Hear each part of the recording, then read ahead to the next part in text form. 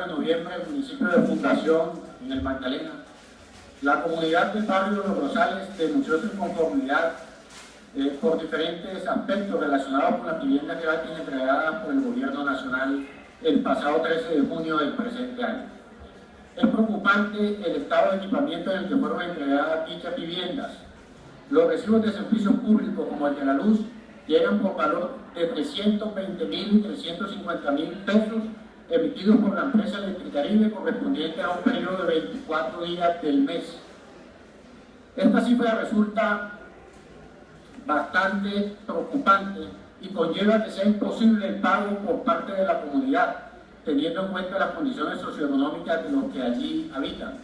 A todo ello se suma la deficiente prestación del servicio de la empresa de aseo, lo cual se refleja en consecuencias de salud que ya está padeciendo la comunidad del barrio Los Rosales. Por consiguiente, hago un llamado al Gobierno Nacional en cabeza del Presidente de la República, del Ministro de Vivienda, al Gobernador del Departamento del Magdalena y a la empresa Electricaribe para que inspeccionen de manera urgente esta situación y se tomen las medidas respectivas encaminadas a garantizar el bienestar y tranquilidad de estos colombianos. Presidente, solicito a la honorable plenaria del Senado de la República un minuto de silencio por el pueblo que traigo hoy a esta sesión plenaria debido al fallecimiento del doctor Rafael Pérez Dávila, quien fue un destacado dirigente político de la región Caribe.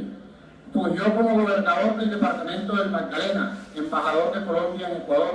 senador de la República, representante a la Cámara por el Magdalena durante 3 periodos, reconocido dirigente gremial, desempeñándose como fundador y gerente de la Asociación de Productores del Banano de la zona bananera del Magdalena. En nombre del Centro Democrático quiero extenderle a su señora esposa María José Núñez de Pérez, a sus hijos y demás integrantes de la familia, mis más sentidas y sinceras condolencias por la partida de este gran colombiano de quien exalto su notable trayectoria tanto en lo profesional como en lo personal.